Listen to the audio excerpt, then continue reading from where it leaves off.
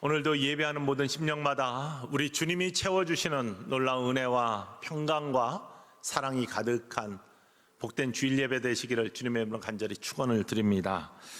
우리가 사순절을 보내고 있습니다. 예수 그리스도의 십자가의 은혜와 사랑, 나를 위해 대신 죽으신, 그리고 아들을 내어주신 하나님의 사랑, 예수 그리스도의 사랑 기억하고 우리도 십자가의 고난에 동참하는 경건의 훈련을 통해 예수님 닮아가기 원하는 소망을 가지고 함께 이 시간을 보내고 있습니다. 여러분이 참여하시는 경건의 훈련과 십자가의 묵상 속에 우리 구주 예수 그리스도의 놀라운 은총과 사랑이 더욱 크게 자리하시기를 주님의 이름으로 간절히 소망합니다. 오늘은 십자가에 대해서 묵상하는 그러한 세 번째 시간으로 십자가 하나님의 능력에 대해서 함께 말씀 나누기를 원합니다. 우리가 사랑하는 자녀들, 이 땅에서 어떻게 삶을 살아가기를 원하는지, 아니면 주변에 있는 사랑하는 사람들이 이 땅에 어떤 삶을 살기 원하는지, 그건 다 같이 한 마음일 겁니다. 한마디로 얘기하면 복되게 살기를 원한다. 잘 살기를 원한다. 그런데 이 잘 사는 모습이 과연 무엇이냐? 특별히 우리 믿음의 사람들은 하나님 잘 믿으면서 믿음 가운데 하나님의 복을 누리고 삶을 살아가는 것이 잘 사는 거 아니겠습니까? 믿음의 반석에 굳게 서서 하나님이 인도하시는 인도하심에 따라서 하나님이 주시는 축복을 누리고 사는 거야말로 가장 행복한 삶일 겁니다. 구원의 놀라운 은총 속에 내가 하나님의 자녀가 됐음을 자부심을 가지고 세상에 선포하면서 당당하게 삶을 살아가는 것, 그러기 위해서 꼭 필요한 게 하나님의 말씀이죠. 성경 말씀입니다. 하나님께서 나를 어떻게 생각하시고 어떻게 구원해 주셨고 또 어떻게 사랑하셨고 어떻게 인도하고 계시고 또 어떻게 축복하고 계시는지 성경 말씀, 쓰여진 하나님의 말씀 속에 다 담겨 있기 때문입니다. 그래서 성경은, 주의 말씀은 내 발의 등이요 내 길의 빛이다. 인생의 등불이 되시고 빛이 되어주신다고 시편 119편 105절 말씀에 고백하고 있고, 또한 그러한 하나님의 말씀의 인도에 따라 사는 것이 참 복된 길이 당연합니다. 복 있는 사람에 대해서 이야기하는 시편 1편 말씀에도 2절부터 오직 여호와의 말씀을 즐거워하며 그 말씀을 주야로 묵상하는 자로다. 복 있는 사람이 그런 사람이라는 겁니다. 말씀을 즐거워하고 말씀을 주야로 묵상하고 말씀에 따라 사는 삶. 저는 시냇가에 심은 나무가 시절을 쫓아 과실을 맺으며 철을 따라 과실을 맺으며 그 잎사귀가 마르지 아니함 같으니 그 행사가 다 형통하리로다. 그래서 그리스도 예수 안에서, 믿음 안에서, 하나님의 사랑 안에서 풍성함과 형통함을 누리는 것이 복된 모습이고, 우리는 사랑하는 사람들이, 우리의 자녀들이 그렇게 삶을 살아가기를 바라고 있습니다. 기도도 그렇게 합니다. 우리의 자녀들 좋은 믿음 갖게 해주세요. 하나님 사랑하게 해주세요. 하나님 사랑 받게 해주세요. 그리고 그들의 삶에 형통함과 풍성함이 있게 해주세요. 그렇게 기도하지 아니하십니까? 사랑하는 사람을 위해서는 아마 다 그렇게 행복한 삶, 또 잘 살기를 원하는 간절한 바람으로 그런 기도들을 하나님께 올려드릴 겁니다. 그런데 실상 우리의 삶은 다릅니다. 자라는 아이들, 학업 중에 있는 아이들, 그들에게 정말 하나님의 축복의 사람이 되기 위해서 필요한 것이 하나님의 말씀이고 믿음이고 영성입니다. 그래야 하나님의 축복의 사람으로 잘 자라고 세상에서도 귀 쓰임 받는 축복의 사람이 됩니다. 그런데요, 교회 예배보다 학원이 더 중요한 세상이에요. 교회 안 보내요, 학원 보내요. 굉장히 이율배반적인 우리들의 삶의 모습들이 있습니다. 하나님의 말씀 읽으라고 안 해요. 책 보라고 합니다. 그게 우리들의 모습입니다. 영성이 중요하지 않습니다. 성적이 중요합니다. 그러면 잘 살 거 같이 느껴집니다. 왜냐하면 세상의 가치가 우리를 그렇게 몰아넣고 있기 때문입니다. 세상에서 잘 살려면 이렇게 해야 돼. 믿음을 갖고 있지만 부모의 입장에서 세상의 유혹을 뿌리치기가 힘듭니다. 지성을 갖고 있어야 이해력으로 세상을 잘 살 수 있다. 감성을 갖고 있어야 공감력으로 세상을 잘 살 수 있다. 의지가 있어야 추진력으로 세상을 이겨나갈 수 있다. 거기에 하나 붙이자면 눈치가 있어야지 판단력이 좋아. 여기저기 잘 어려움을 피해가며 세상을 잘 살 수 있다.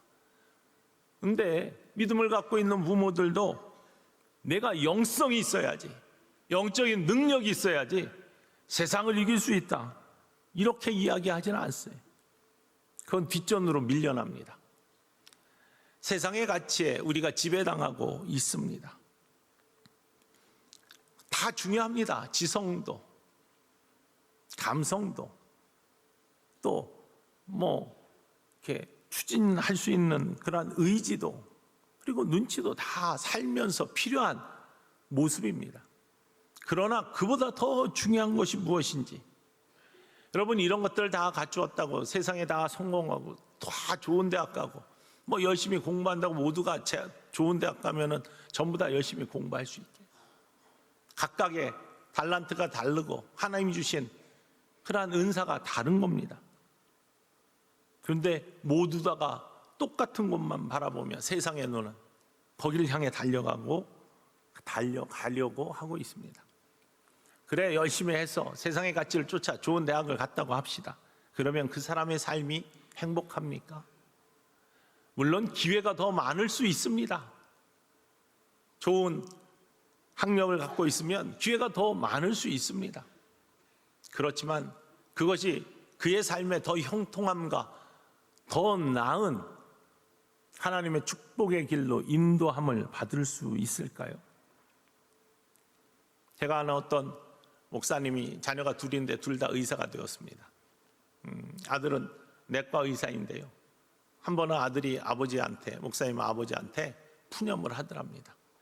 아버지, 내가 아버지가 의사가 좋을 것 같아서 순종을 잘했으니까 의사의 길을 갖고 공부를 열심히 해서, 그리고 내과 의사 좋을 것 같다고 해서 내과를 선택했답니다. 근데 내 친구하고 생각을 해보니까 내 친구가 너무 부러워요.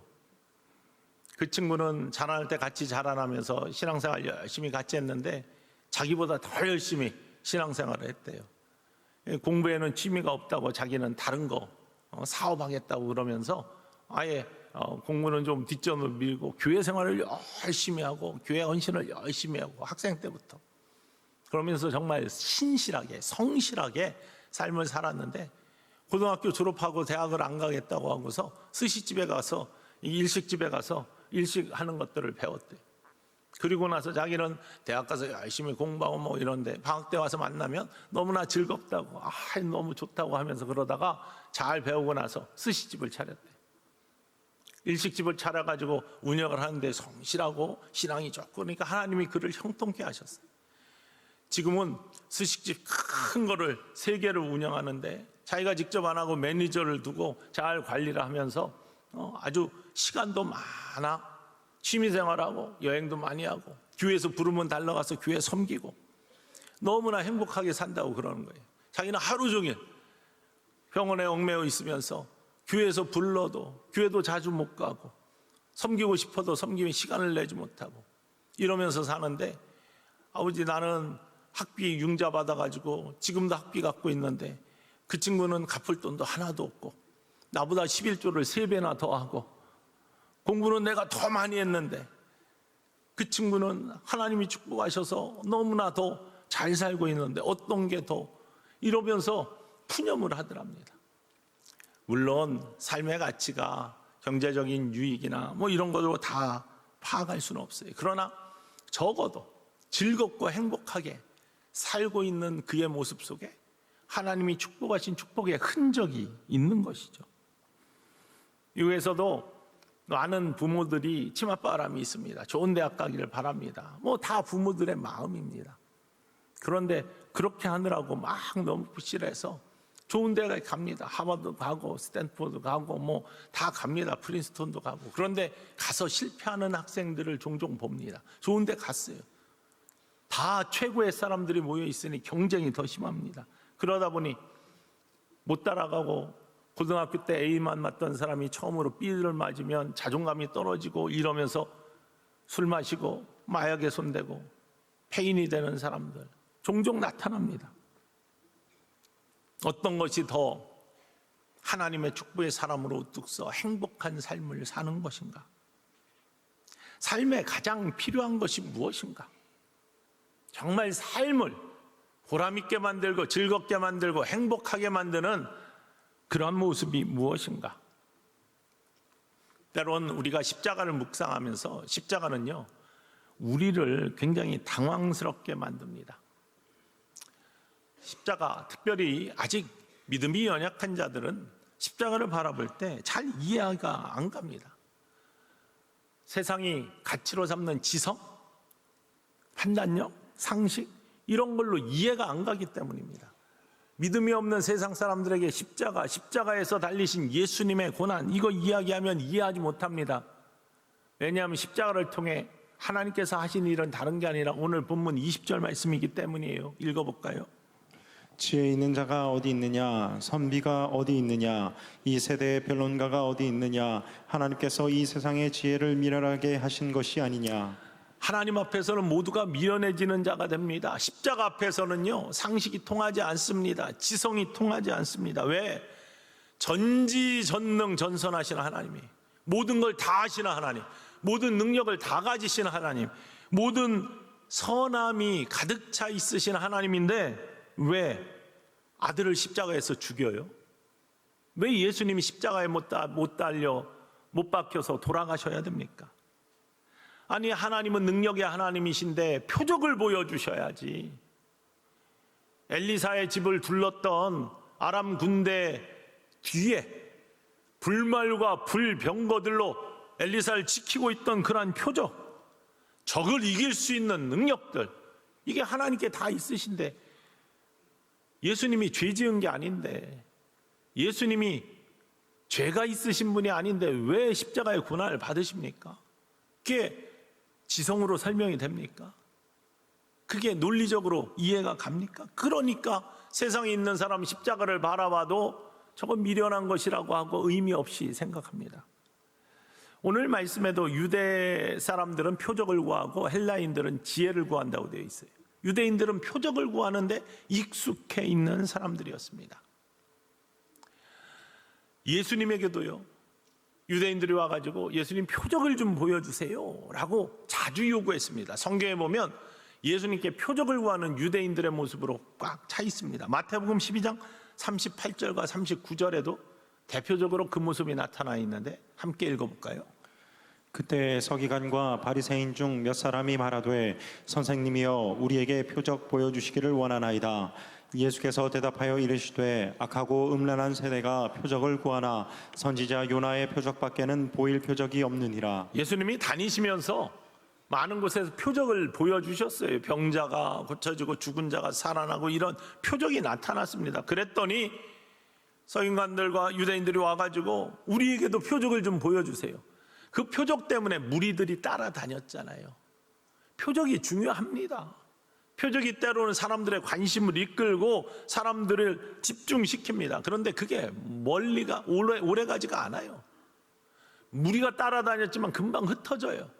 예수님의 그 놀라운 표적들을 보면서도 하나님의 아들 예수 그리스도 이런 신앙의 고백으로 넘어가지가 않아요. 표적을 보고 그냥 와 놀래고 끝납니다. 예수님께서 내가 너희에게 보여줄 표적은 요나의 표적밖에 없다. 십자가를 통한 3일 동안 깊은 어둠 속에서 회개하고 다시 영혼이 소생하는 이것을 메타적으로 이야기를 하고 있지만, 메타포로 얘기하고 있지만 중요한 것은 표적을 보여달라고 하는 것이 유대인들의 모습이에요.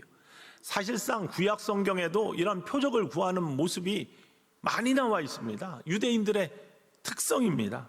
사사기 6장에 보면은 기드온 이야기가 나오는데 하나님께서 기드온 부르실 때 나 이렇게 미약한 사람, 아무것도 아닌 사람 왜 하나님 나를 쓰시려고 합니까? 만약에 나를 쓰시려면 표적을 보여주세요. 하나님은 시험해요. 양털 갖다 놓고 하루는 이 양털이 다음 날 아침에 양털이 물에 가득 차 있고 나머지는 말라 있게 해주세요. 하나님이 그렇게 표적을 보여주셨어요.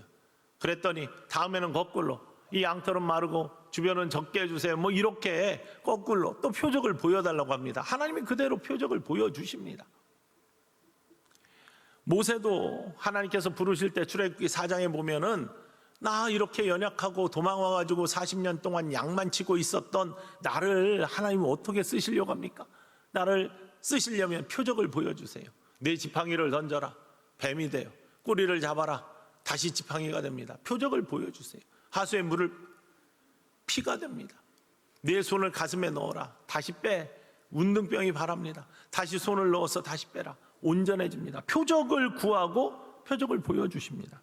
그런데 십자가에서는 이런 표적이 나타나지가 않아요. 예수님께서 십자가에 달리셨을 때 엘리 엘리 라마 사막다니 하면서 예수님이 십자가에서 7번의 말씀을 하셨는데 그 중에 하나가 나의 하나님 어찌하여 나를 버리셨나이까, 이렇게 시편에 있는 말씀들을 외치면서 하나님을 부릅니다. 밑에 있던 사람들이 야 저가 엘리야를 부르는가 보다, 너무 고통스러워하면서 엘리야로 구원을 나를 구해달라고 엘리야 선지자를 부르는가 보다, 엘리 이걸 나의 하나님을 엘리야로 잘못 알아듣고 엘리야를 부르는가 보다. 그래서 신 포도주를 너무 고통스러워하는 것처럼 보이니까 신 포도주를 해면에 묻혀가지고 예수님 입에 대주면서 먹으라고 하면서 엘리야가 와서 저 예수님을 구해서 내려 십자가에서 구원하여 주는지 바라보자 라고 하고 있었습니다. 성경에 나와요. 그랬더니 그대로 되면 표적이잖아요. 모두가 놀라서 와 하면서 정말 대단하다 이렇게 했을 터인데 그게 아니에요. 하나님이 십자가에서 예수 그리스도를 그냥 죽게 놔두셨어요. 조금 있다 예수님께서 숨을 거두셨다라고 성경에 나와 있어요. 얼마나 허망했겠습니까? 그걸 바라보고 있던 사람들이, 유대인들도 로마 사람들도. 그게 십자가입니다. 그러니 표적을 구하는 유대인들에게 십자가는 꺼리 낀 것이고, 특별히 죄가 없는 예수님을 모함해서 십자가에 달리게 했으니 얼마나 꺼리 끼는 것이 되겠습니까? 헬라인에게는 미련한 것이라고 성경에 나와 있어요. 헬라인들은 지혜를 구하는 사람들입니다. 굉장히 논리적으로 세상을 바라보는 사람들입니다. 소크라테스 이후에 플라톤 전부 다 이 헬라의 사상의 주류가 된 사람들 아닙니까? 이들의 지성이면 세상을 다 이해할 것 같은데 지성이 영성을 뛰어넘지를 못합니다. 플라톤의 대화편들 보면 얼마나 논리적으로 세상과 인간을 이해하려고 하는지 알 수 없습니다. 소크라테스의 변명, 억울한 누명을 쓰고 법정에 섰지만 논리적으로 자기의 것들을 잘 설명해내는 그런 모습들.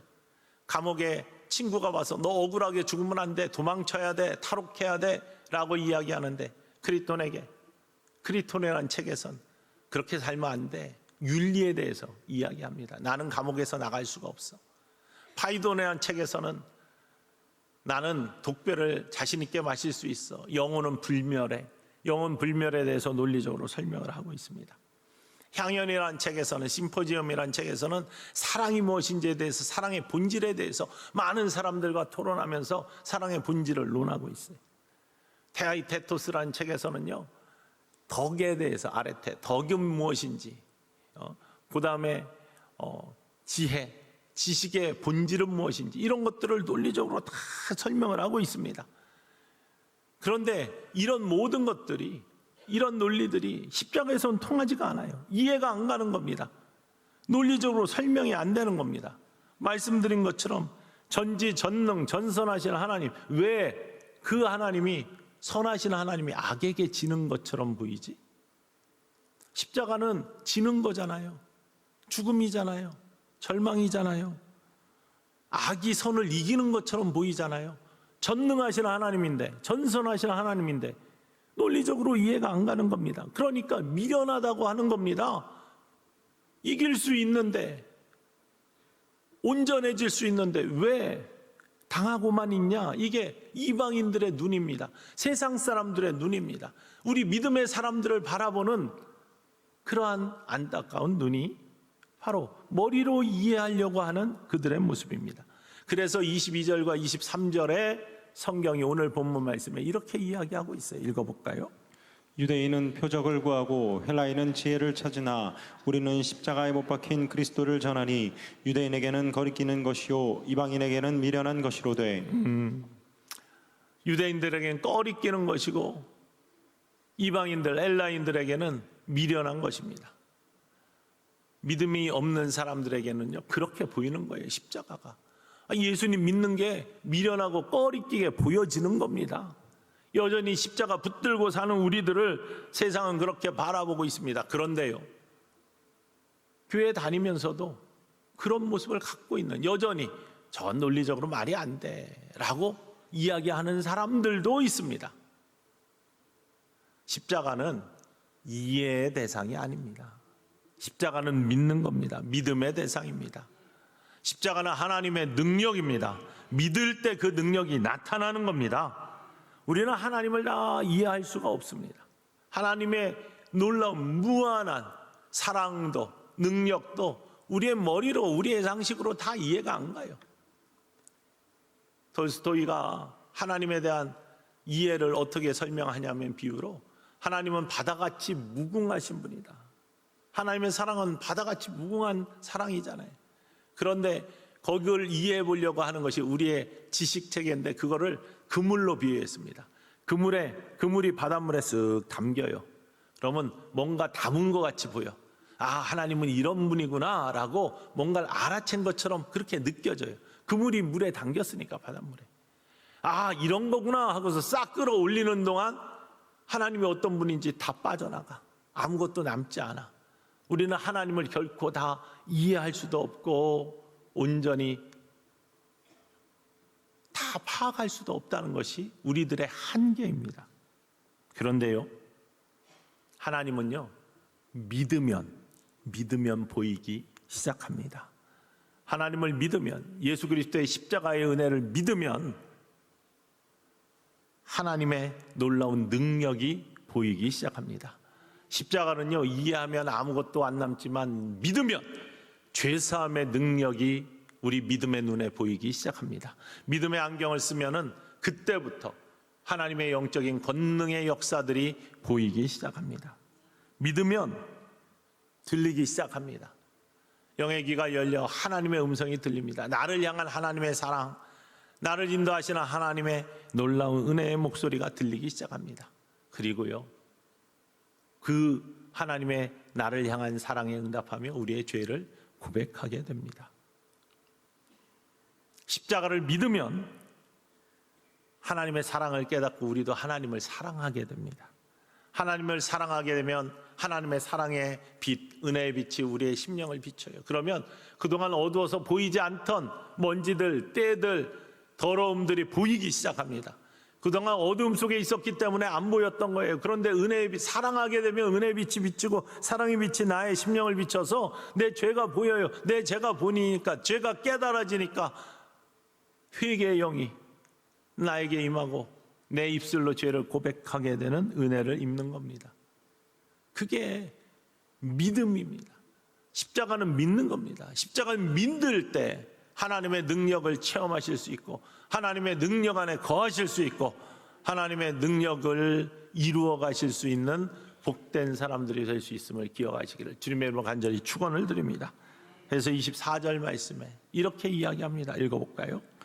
오직 부르심을 받은 자들에게는 유대인이나 헬라인이나 그리스도는 하나님의 능력이요 하나님의 지혜니라. 오직 부르심을 받은 사람, 하나님의 부르심에 응답해 믿음으로 주님 앞에 나아가는 사람들은요, 유대인도 헬라인도 이런 우리가 밖에서 갖고 있는 지식이나 상식이나 감성이나 뭐 판단력이나 이런 거 다 상관없이 정말로 믿음의 사람들에게는 십자가는, 그리스도 예수는 하나님의 능력이고 하나님의 지혜가 된다는 사실입니다. 여러분에게 이런 믿음이 있기를 주님의 이름으로 간절히 축원을 드립니다. 아직 미약하다면 더 큰 믿음이 이 예배를 통해 여러분에게 이루어지기를 주님의 이름으로 간절히 소망합니다. 그래야 하나님의 능력이 보여요. 하나님의 사랑 안에 거할 수 있습니다. 하나님의 음성을 들을 수 있습니다. 십자가는 하나님의 능력입니다. 죄를 깨닫게 하시는 하나님의 능력, 그 깨달은 죄를 고백할 수 있게 하시는 하나님의 능력입니다. 우리가 우리의 죄를 고백하면 그는 미쁘시고 의로우사 우리의 죄를 사하시고 우리를 모든 불의에서 건져주십니다. 죄를 사해 주시고 깨끗하게 해주시는 구원의 은총을 주십니다. 그리고요, 계속 살아가면서 믿음의 사람들에게는, 십자가의 능력을 고백하는 사람들에게는 세상의 유혹과 죄의 유혹과 어둠의 권세의 도전으로부터 이길 수 있는 힘을 하나님이 주십니다. 그게 하나님의 능력입니다. 그래서 우리의 삶을 변화시켜 주십니다. 믿기 이전의 삶과 이후의 삶이, 십자가를 내 품에 품은 사람과 그렇지 않은 사람의 삶이 다른 이유는 거기에 있습니다. 하나님의 능력이 내 안에 나타나기 때문입니다. 십자가는 귀한 일입니다. 신비한 일입니다. 우리를 한편으로는 초라하게 만들고 한편으로는 담대하게 만들기 때문에 십자가 앞에 서면 우리는 초라해집니다.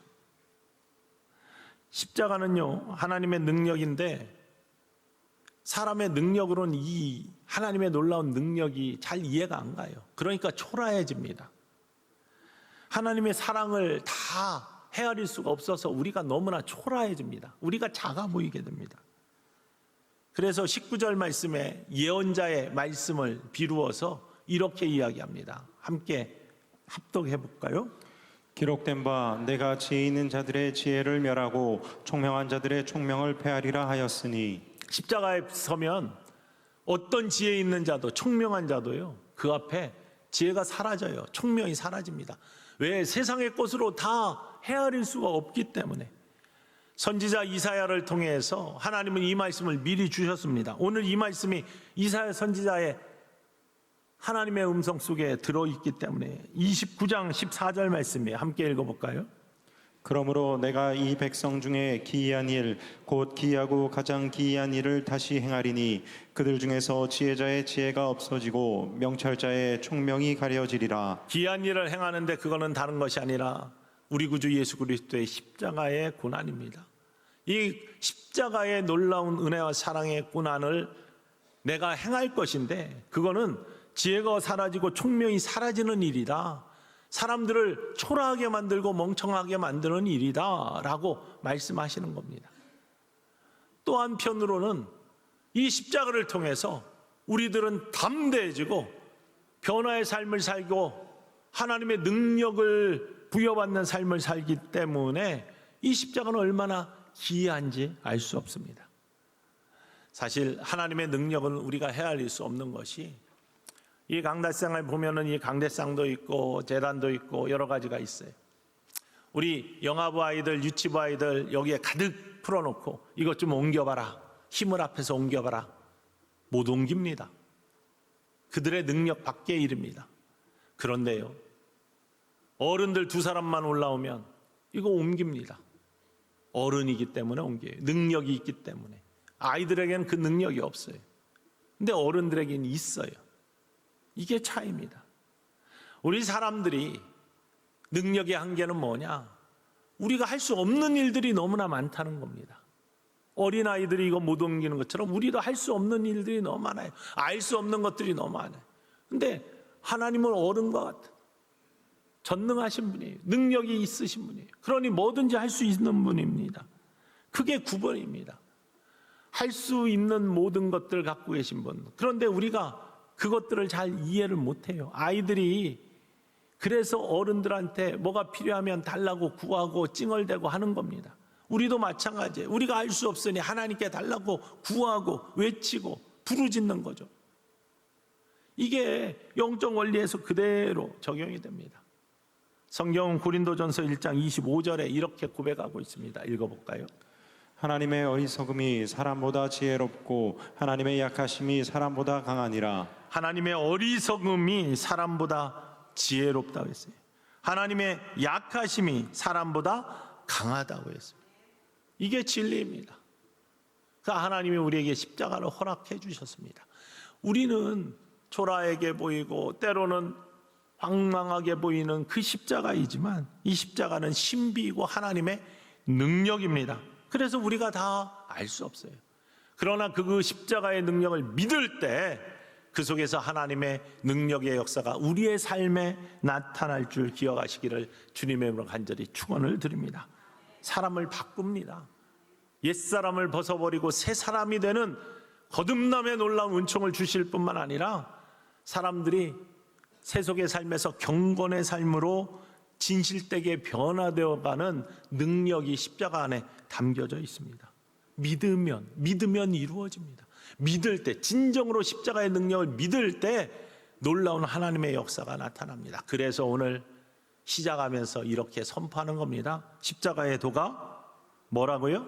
멸망하는 자들에게는 미련한 것이요 구원을 받는 우리에게는 하나님의 능력이라.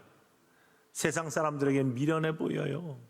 그것이 그 안에 담겨있는 하나님의 능력이 안 보입니다. 표정만 구하고 지혜만 구하는 사람들에게는 그 안에 담겨있는 능력이 보이지가 않아요. 그러나 하나님을 믿는 구원받는 우리에게는 하나님의 능력이 보이는 겁니다. 그리고 그 능력을 소유한 자들은, 믿는 자들은 변화의 삶을 사는 겁니다. 제가 아프리카에 방문했다 케이프타운의 그 남쪽에 있는 섬 하나를 방문한 적이 있습니다. 넬슨 만델라가 위대한 지도자였던, 평화의 사도였던 만델라가 감옥 생활을 한 섬입니다.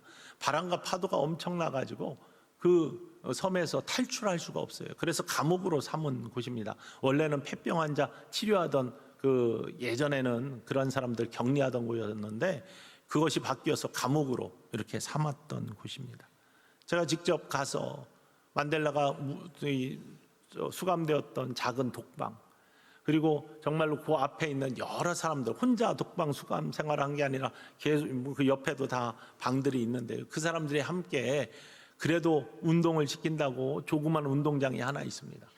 우리 중정의 한 6분의 1만한, 6분의 1보다 더 작을 것 같은데 그런 운동장이 거기에 있습니다.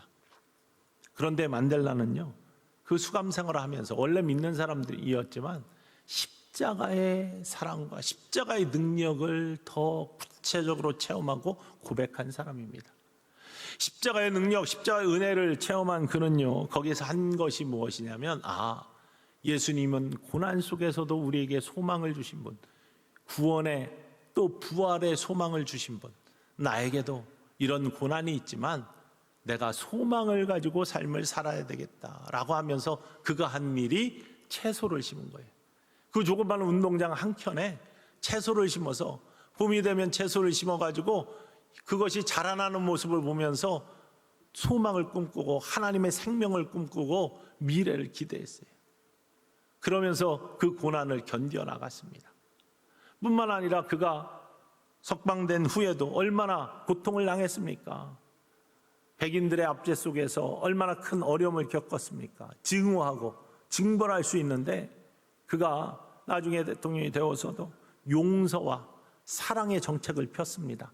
화합의 정책을 폈습니다. 왜? 십자가는 용서와 사랑이다 라는 것을 깨닫고 그 안에서 십자가의 능력을 고백했기 때문입니다.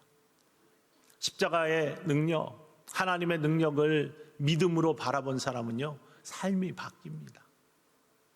그의 삶에 예수 그리스도의 흔적이 남습니다. 아시시, 이태리에 있는 아시시라는 도시에 가장 유명한 사람은 성 프란체스코입니다. 그는 원래 거상의 아들이었습니다. 굉장히 부자였습니다. 어머니는 프랑스 귀족 출신의 어머니입니다. 사는데 전혀 지장이 없고 풍성하고 젊었을 때 그래서 잘 놀면서 살았습니다. 근데 그가 예수 그리스도를 만났어요.